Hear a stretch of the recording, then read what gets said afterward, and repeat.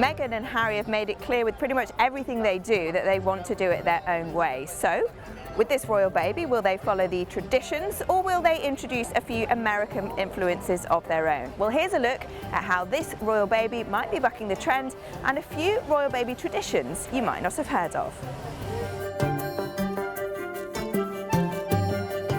Well, unlike Kate and William and Charles and Diana, Meghan and Harry aren't going to tell us where they've chosen to have this baby, so we're not going to see a repeat of those iconic scenes outside the Lindo wing.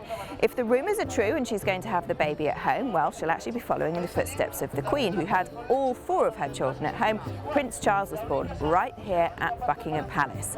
Meghan could choose to have the baby in her local NHS hospital, Frimley Park, where the Countess of Wessex had her children, or she might choose to have the baby at one of London's private hospitals like her friends the Clooneys. George and Amal had their twins at the Chelsea and Westminster Hospital.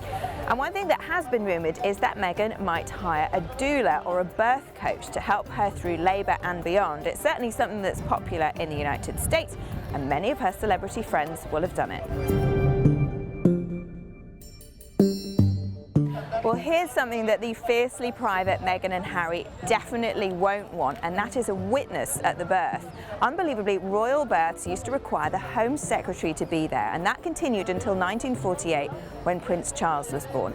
Thankfully, the Queen has done away with that particular tradition, so Sajid Javid won't be invited into the delivery room.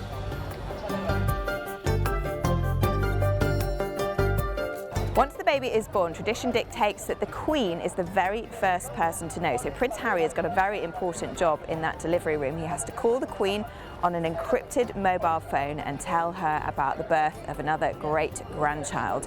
Until that happens, nobody else can be told. So Prince William actually phoned the Queen before he phoned Kate Middleton's parents. If the birth happens in the middle of the night, it's unlikely the Queen would be woken up, so the announcement wouldn't be made until the morning. And after the Queen, the governors of all Commonwealth nations must be told, and of course the Prime Minister, and of course Meghan and Harry's close family and friends.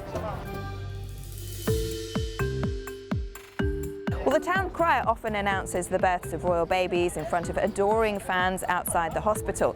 This time we probably won't know which hospital it's happened at, so we expect the first announcement to come on social media. It's no coincidence that the Duke and Duchess of Sussex have just set up their very own Instagram account.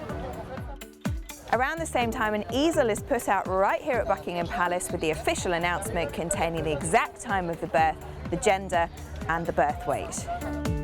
The Tower of London traditionally sets off a 62-gun salute to celebrate the royal birth. So that is 21 guns for a standard royal salute, a further 20 because the Tower is a royal palace, and a further 21 rounds for the City of London.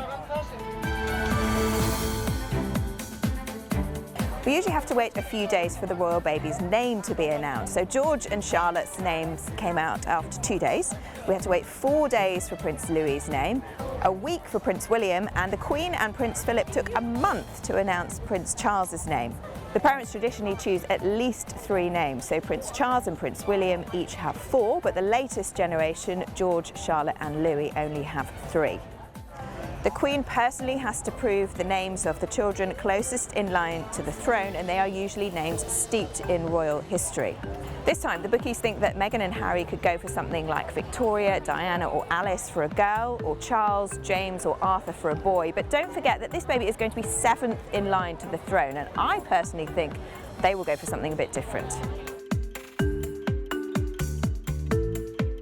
Unlike most new parents, Meghan and Harry won't actually be able to keep many of the gifts that they receive, although they will be able to keep the cards, so don't let that put you off sending them.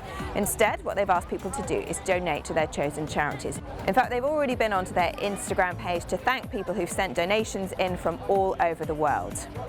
The rules say that the royal family are not allowed to accept any kind of gift which puts them under any obligation to the donor. So, for example, they would be able to accept a book from an author as long as it's not a controversial subject, but if it's any kind of commercial enterprise, they would have to send the gift back.